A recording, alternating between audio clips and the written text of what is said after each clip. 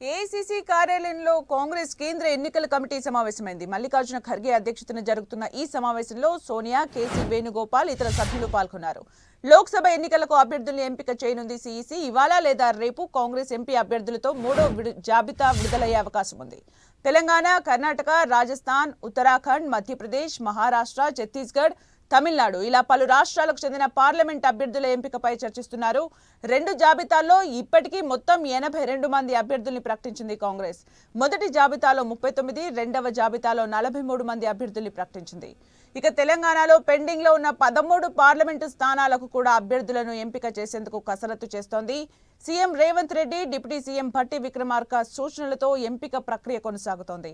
ఇవాళ 6 పార్లమెంటు స్థానాలకు కాంగ్రెస్ అభ్యర్థుల్ని ఖరారు చేసే ఛాన్స్ ఉంది.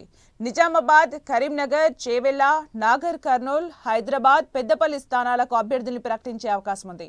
పెండింగ్ లో వరంగల్, ఖమ్మం, సికింద్రాబాద్, మెదక్, మల్కాజ్గిరి, భువనగిరి, ఆదిలాబాద్ స్థానాలు ఉండనున్నాయి.